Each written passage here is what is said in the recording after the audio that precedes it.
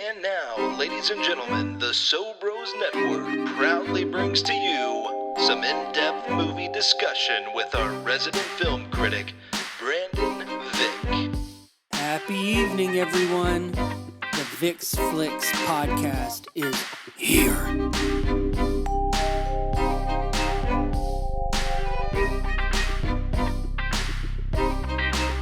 Welcome back for another episode of the Vick's Flicks podcast right here on Nashville Movie Dispatch. I'll be your host for the show, the EIC at Sobros Network. Big Natural Stoney Keeley. You can follow me on Twitter at Stoney Keeley. Collectively, we are at Sobros Network.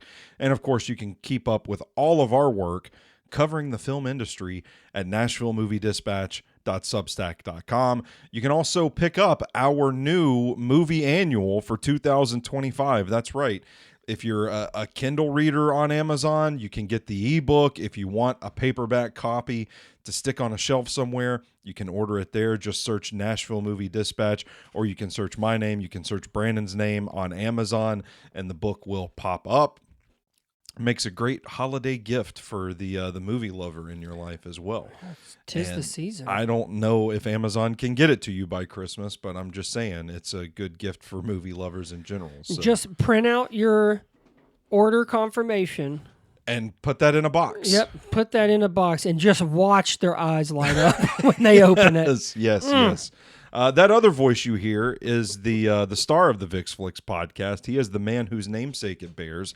Board member of the Music City Film Critics Association, member of the Southeastern Film Critics Association. He's our resident film critic here at Nashville Movie Dispatch.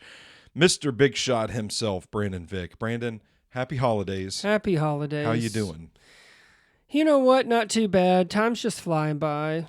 You know, at this point, in the holiday season, we're, only a couple of weeks out from Christmas. Are you guys still like pumping through Christmas movies at this point? And has all of the like awards consideration, FYC stuff that you guys get, is it starting to die down as well? What's your movie schedule, your vibes like in mid-December as the holiday approaches? Yeah, I mean, I've started working on my like personal list that will be out next month on Nashville Movie Dispatch, but with that comes the voting part, and so yeah, I mean, a lot of the stuff kind of does happen at the end of this month. I would say we probably have gotten the bulk, if not all, of what we are gonna get. Yeah. Because other bodies have started voting. I know, like Critics' Choice, I think starts voting in I think they started voting last month. Nashville's one of the first critics associations to announce their award winners, aren't they? Actually, I think it's the opposite. I think we're one of because a lot of them are announced in December, and ours get announced in January. I don't know why I was thinking at one point Nashville was like one of the first ones to do it. No, I think it's because we're not really considered a big market, so we get pushed. Like, you know how they used to say January was a dumping ground for movies? Yeah. That's when we announce them. Cool. Yeah.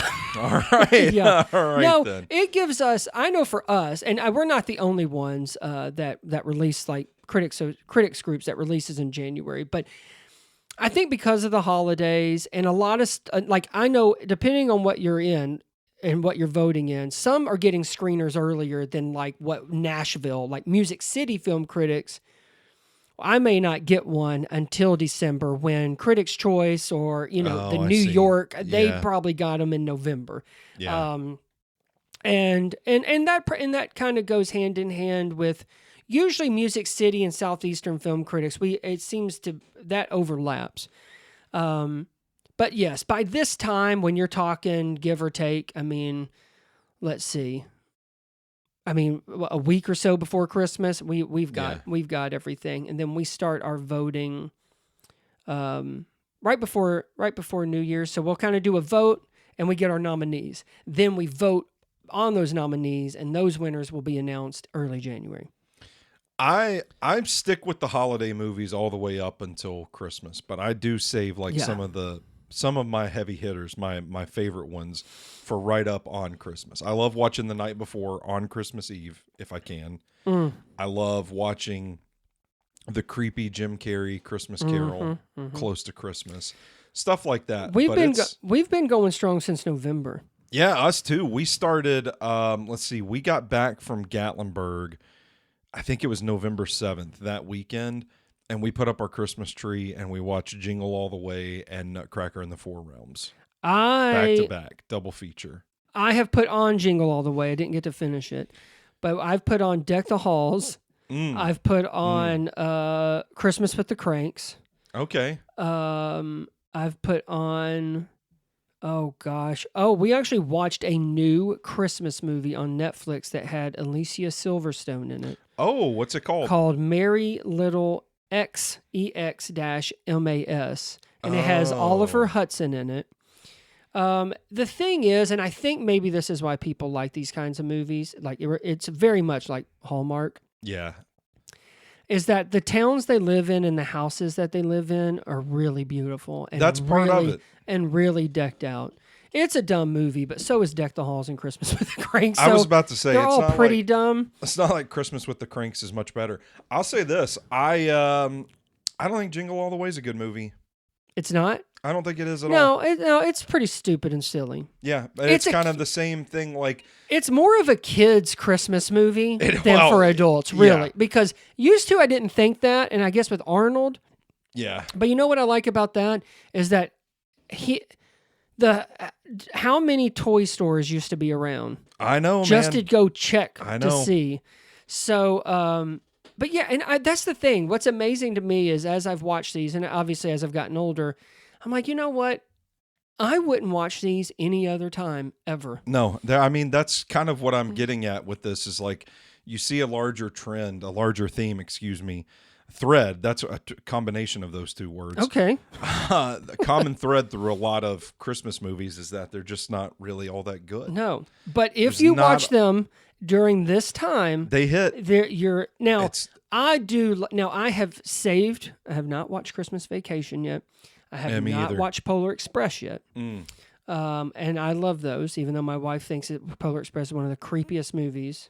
And it's sort of like that Christmas. It's that, but I have to always remind my wife that this was the first time this was done. Like Zemeckis, this was the first time. It was this, and then Beowulf, and then Christmas Carol. Mm-hmm. And so, but I love the meaning of the Polar Express, and my son loves that hot chocolate song. It comes on some kid's holiday thing, and so we were playing that in November. I've been watching Grinch movies for half the year. Yeah, but his favorite is now the Benedict Cumberbatch one. I think that's my favorite too. And I'm with him on that. And so I've watched that at least 4 times just within like the past month and a half. But yeah, I like The Night Before. And you know what? So the drive-in up here in Lebanon, Watertown, really. Yeah. It's called Stardust Drive-In. They were showing Office Christmas Party. Oh, I just bought that on Blu-ray. With something else. And then they were also playing like Running Man, and I think they were doing the 2 Wicked movies on one. But I'm like, that's not something you see. First of all, people forget about Office Christmas Party. There's like Jason Bateman. It has like a ton of people. But Jennifer Aniston. Yeah. But the fact that it's showing at the drive-in. Silicon Valley. Correct. TJ Miller. Miller. Wasn't he Deadpool and 2 and Ryan Reynolds hates him and stuff? Yeah. So but yeah, I kind of like my, I don't get into, I think we've already talked about this. I don't like Christmas Story.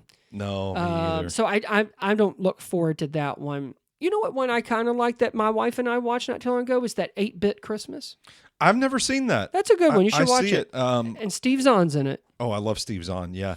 You don't see Office Christmas Party DVDs and Blu-rays too often, or at least I haven't in my experience. Yeah. Because I keep a list of like all my Christmas favorites because I want to own them physically. Yeah. And I've never been able to find Office Christmas Party anywhere. McKay's, even our friends at Danger Zone Video, I haven't seen a copy come through there. Of all places, we were on our way out to Gatlinburg at the beginning of November, and we stopped at a little shop called The Bookseller in Crossville, Tennessee. And they had a Blu-ray of Office Christmas Party. And I was like, it was $5. And I was like, I've got to have this for my collection. Yeah. So, but yeah, no, we typically, I don't know about you guys, but this year we started earlier than usual. Us too. Like, yeah. almost you when have Halloween to. was over. You have to, or yeah, else you you blink do. and the season's gone. Yeah, and then in January, it's almost like you don't even want to look at it. No. And I just we're recording this a little bit earlier, but our favorite local station is going to start playing Christmas music on Monday.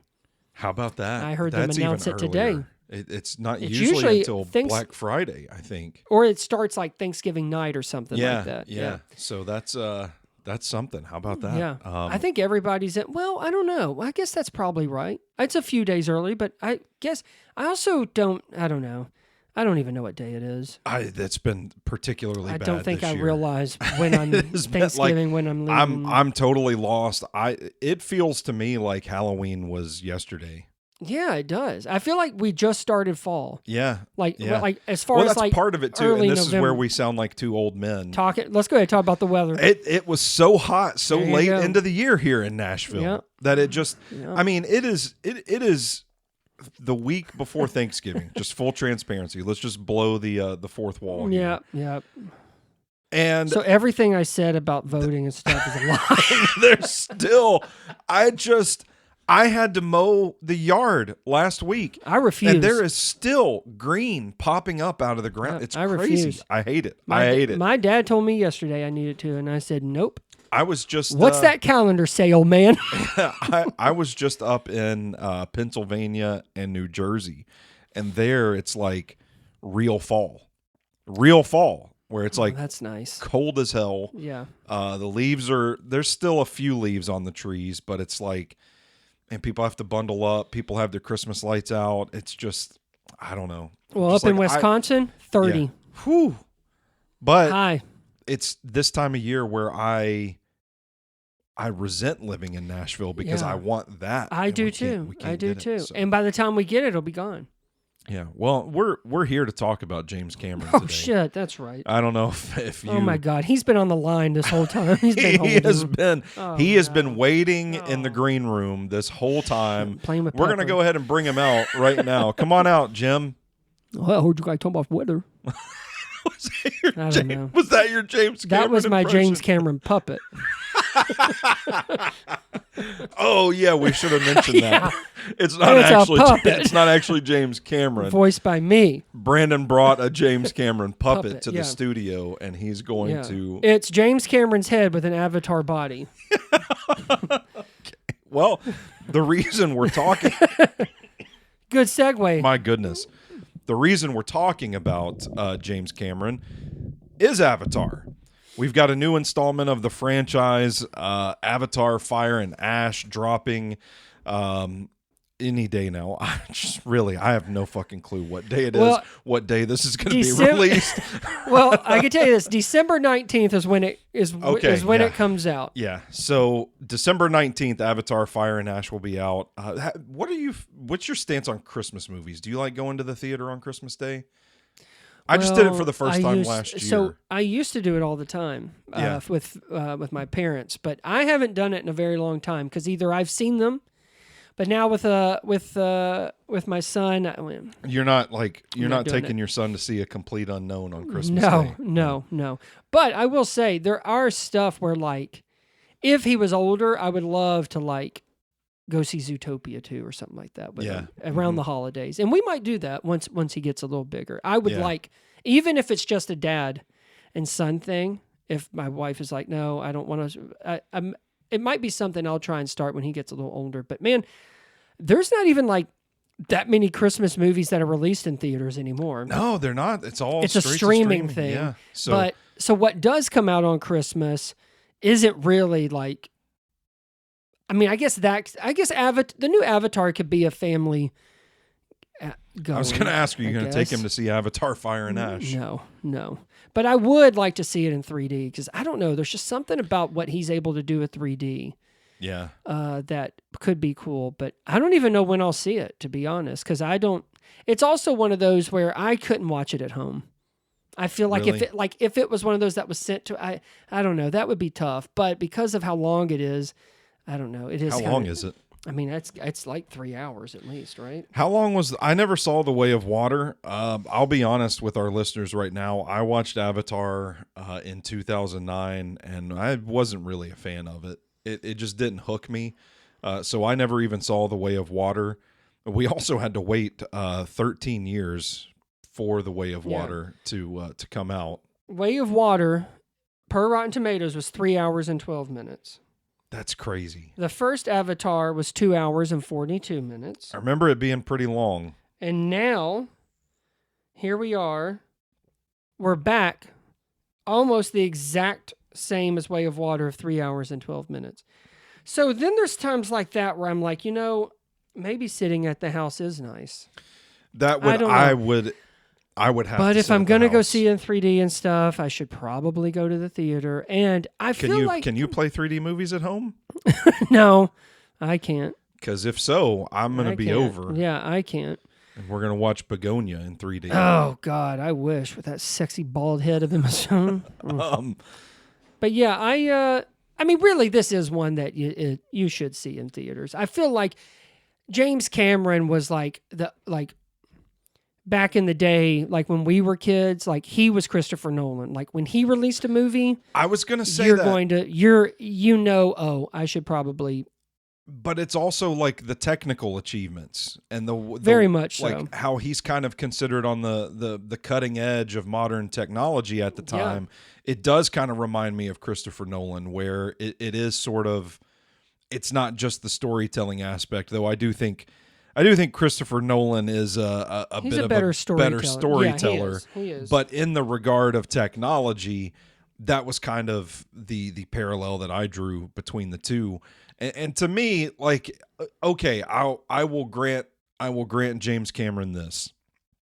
If you make these movies that are pretty much tailor-made to the theatrical experience, where it is a marvel to see it on the biggest screen you can possibly have, right, then you're not really doing it justice if you are waiting to see it at home. You Correct. think that's fair to say? Yes, very fair. And I was looking at this before we hit record, and here's talking about how he's pioneering behind practical and digital techniques. He said he's developed new technologies like the fusion camera system that he used for Avatar, motion capture for realistic character performance. He combines it with virtual lighting. I saw a thing where he built a custom-built 3D camera rig so he could do Avatar movies. Like, there's a lot that he waited to do the Avatar movies, and he built the technology himself to get him there so he could do it. So a lot of it is obviously based on what he can do. And I mean, that's all the way. I mean, T2, he was using stuff that no one else was 91. using. Yeah. And I saw where he's also sounds like he's been pretty instrumental in Peter Jackson's Weta special effects. And then he had he co-founded Digital Domain in the 90s, which obviously was put to use with all the T2 and avatars and stuff like that. I guess my question, and maybe this is something for later, is, and I know he's trying to do a movie on something, and he basically said he doesn't care if it makes any money or not. He just wants to do it. But that's the only thing, and I feel like I can kind of say this about Peter Jackson, is that so much of their lives is dedicated to like kind of this one franchise or this one collective group of films that like I know you don't really get to see them attempt anything else. Or what does a James Cameron film look like now without all of this stuff? I don't know. That's one of the things that I wanted to get into, because it is really, I feel like the conversation about James Cameron is a little more, I don't know if shallow is the right word.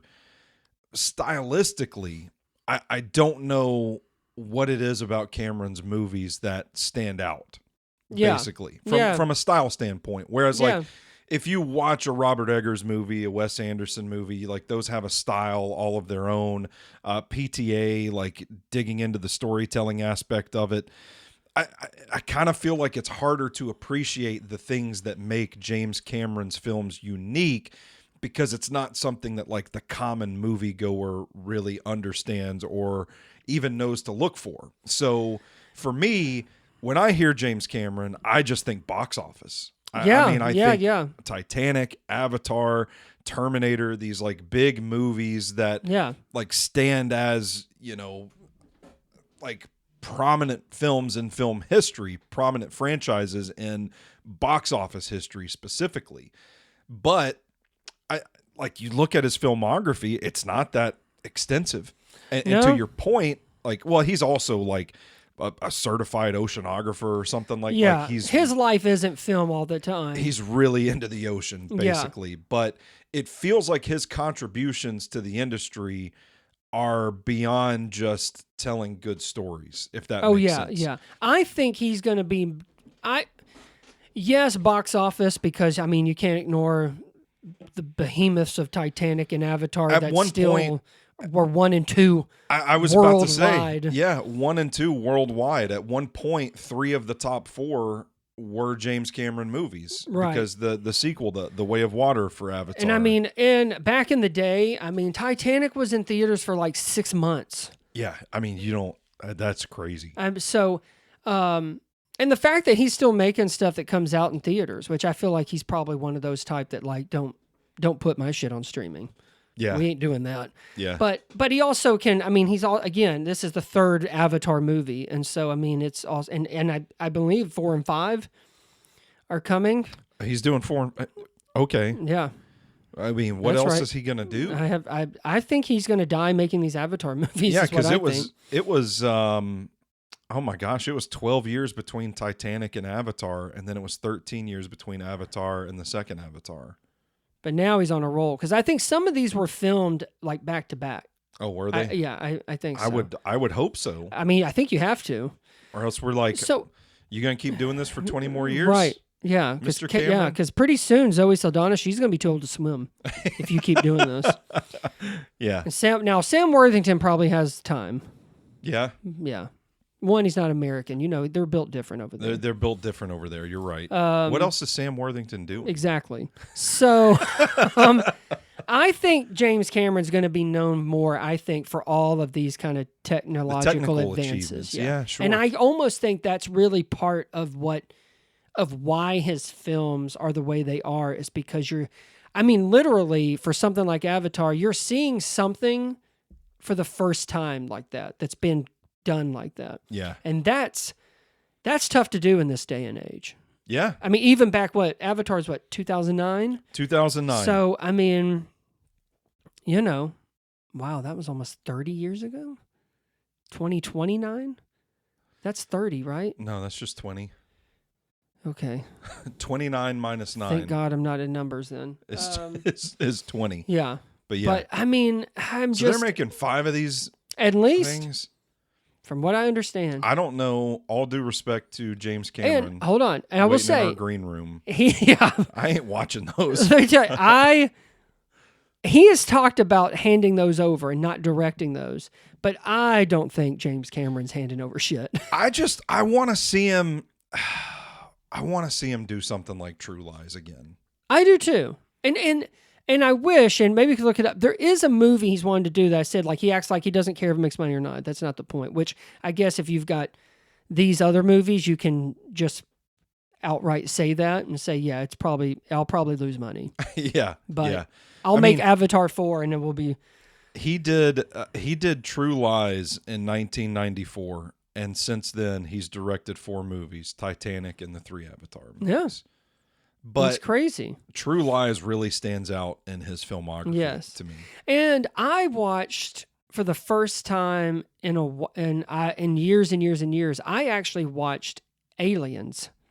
Yeah, it's been a minute, but I've seen that one. I watched them back to back, and I think it was before. I think I watched it before the that show came on. I wanted to rewatch it because someone said it happened in between them or something. Anyway, and there are signs of that James Cameron there too with some of the things, because Alien with Ridley was like a more of a sci-fi horror type. Yeah. You can see where the shift is in Aliens, where it is kind of more like there's a little more comedy in there, and it's more of the action. I was about to say it felt like an action movie. Yeah, and that's that's sort of what that kind of blends in very nicely to what he ends up doing with True Lies on the action comedy front and being able to kind of, and I just watched that for the first time this year. I'm sorry. In many years, I've watched it again for the this year, and it still holds up. It's still funny. The action's great. And I appreciate, because I think, I don't know if I've said this or not already, but I just forgot how good Jamie Lee Curtis was in it and how much she actually got to do. Well, I did, for some reason I thought of Arnold, and you know what? She actually does her fair share of stuff in that. And, back then, not that she wasn't known back then, but, as an action star, when you're next to probably one of the biggest action stars to ever live, I was kind of surprised on how that character I was too. came across. It to me, that movie, what makes it such a special film in that era, it's kind of a throwback to the way that a movie could be original, its own thing, and still make a ton of money. Yeah. And I just don't feel like you see that too often these days. And that's why it's refreshing when something like Sinners is a wild success, because it's its own thing. It's not based on a comic book. It's not based on a video game. Yeah. It's not just, like a commercial driven thing. When you're creating something and there's already not a fan base, so you got to make one. Yeah. It's I don't know, man. It just I watched that film and found myself longing for something like, what is that movie of today's time? Right. And I don't know. Are you talking about Sinners? No, I'm talking about True True Lies. Lies. Yeah. That to me, those are very different movies. Just use that as an example of something original making money. No. And you're right. It's a rarity in this day and age. So it's great when, like, it was, some publication was shitting on it because it needed to make this, and this, even though it already made 180 something. And the thing is, that's tough. Mm-hmm. It's a vampire movie. Yeah. That's also very obviously musically influenced. But that shows the power of something like that, which also is a credit. And James Cameron, in that sense, James Cameron's the same way. You can show his name and people know who it is. Now, I remember him, like, James Cameron is either Titanic or T2 for me. Like, that's kind of the first things.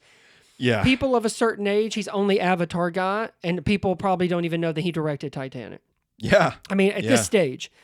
I haven't watched Titanic in a long time. I haven't either. But it's feel like one of those, like, I should own it. Yeah. It's like film But history. I don't think I'd ever watch it again. Yeah. But even that, like, there's a story, obviously the story there, but the size of that movie, but also, again, the effects used to show that sinking alone is, I mean, that's when we thought Billy Zane was going to be a star. I don't even know who Billy Zane is. He is Kate Winslet's dickhead husband boyfriend guy. Yeah, okay. He was also the Phantom. Oh, yeah. Touche. Well, who says he didn't become a star? Touche. Did you see Cameron's first directorial feature, Piranha 2, The Spawning? No. I never saw that. The Terminator in 1984, revolutionary. Yes. But I don't know. Did he direct the first one? Yeah. Oh, okay. And then Aliens in 86, The Abyss in 89. The Abyss is the one we were talking about beforehand. Neither one of us have seen. I don't think so. I feel like I've seen pieces of it, but I couldn't sit here and tell you I actually sat down and watched it. I would like to revisit that one or visit it for the first time. Yeah. Terminator 2 Judgment Day in 1991. One of the best sequels of all time. Oh yeah. I mean, absolutely. I saw this. Of course, I was a kid. Did you see the original Terminator? Yes. Have you ever seen that? I've seen it, but only recently.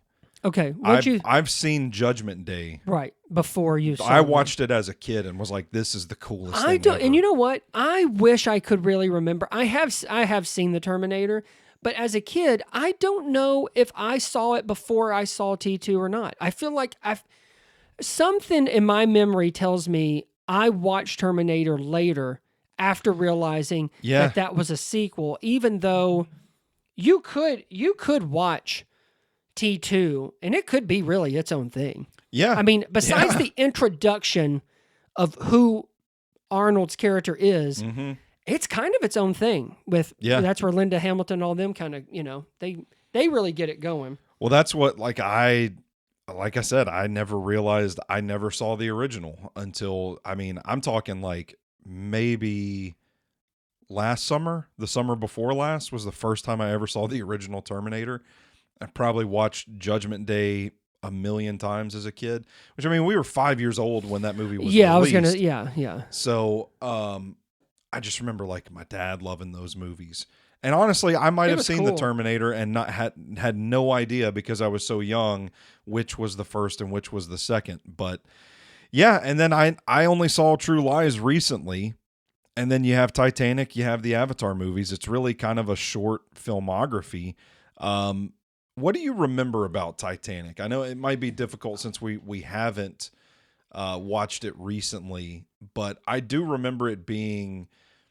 I remember more about the sort of campaign it had than the movie itself, because I do remember it being just a like cultural phenomenon, taking the country by storm, the run at the box office, everybody having that like 2-tape set of VHS. Yes, I remember the VHS. Like we did have that. Yeah, and I just remember, keep in mind, 1997, I'm 11 years old. I remember seeing boobs in it and being like... The drawing. Yeah. I'm the like, drawing. Oh man, this is scandalous. I remember that. I remember like just the size of that ship and it shows hit that iceberg. Like I just remember, not so much like, even though I do remember like where it starts to go down and the lights on the boat and it's starting to point to the sky, like to watch that and it looks like it's real. Yeah. But the box office, yes. I remember, I want to say it's the first time where I knew people were going to see it more than once or twice. Oh, like people were actually going. Now, like I think it's the first time in my young life where people were actually going to see the same movie over and over and over again. I think I saw it twice, I think. Really? Yeah, because it was one where like I think I went with my parents and then like I remember some cousins or something and like we went. So yeah, I do remember that. And I remember the Celine Dion song. I feel like that played all day, every day. How could we forget? Do you did you dig into any of Cameron's documentary? He's directed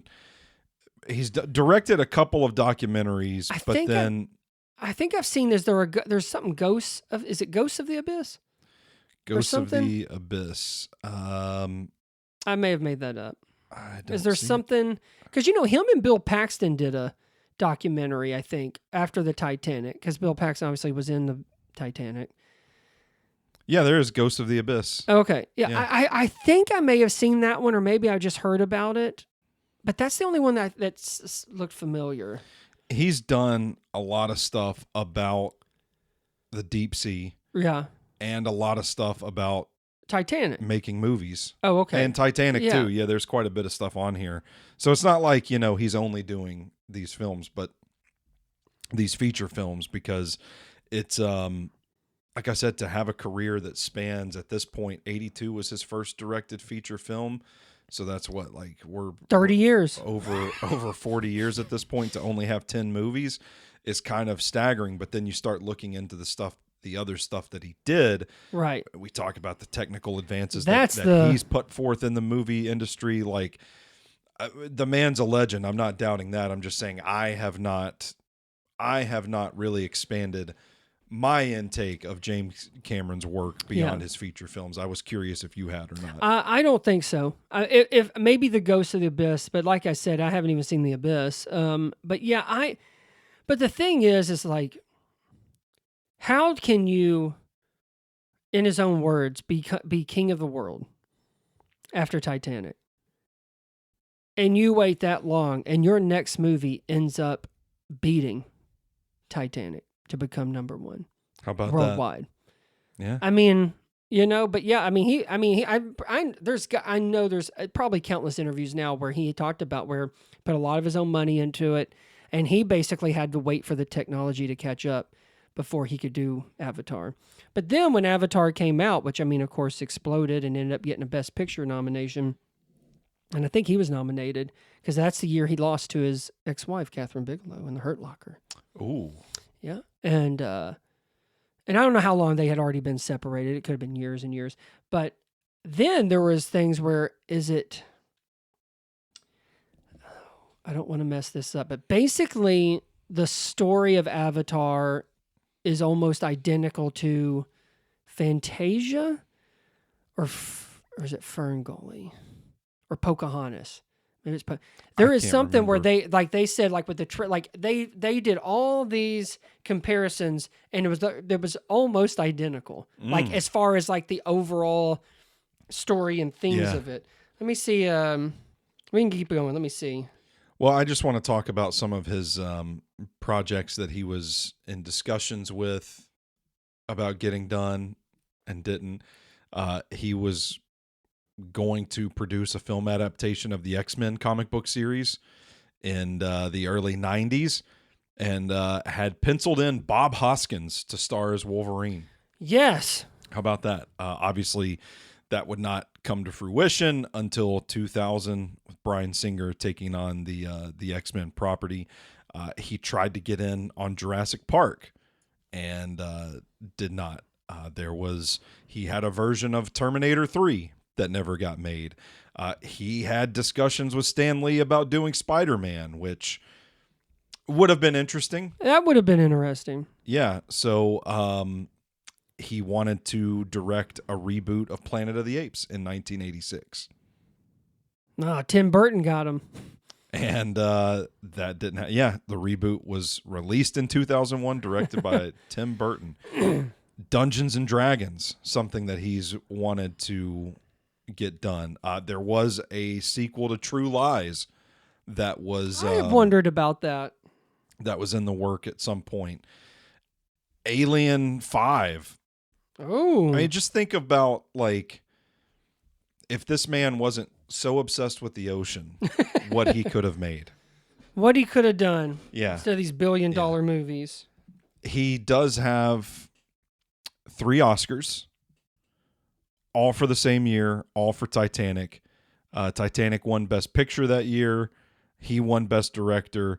Titanic won Best Film Editing as well. But outside of that, a few nominations for Avatar, 1 nomination for Avatar: The Way of Water, and that's been it. I have a feeling this will probably follow suit. So 2 things to update our listeners. One is apparently James Cameron has said unless he is no longer on this earth, he is going to direct Avatar 4 and 5. Also, I feel stupid because I don't even know the comparisons you can make with Avatar because I just remember what Fantasia and Ferngully were. I was about to say, that's a weird conspiracy. I was right. Pocahontas and Atlantis, the Lost Empire, the Avatar movie has been compared to those two and say that they are a lot alike. So, I was trying to find, there is something else that James Cameron wants to do that I think takes it back to not like a True Lies, but it's not a big budget thing unless he puts his own money into it.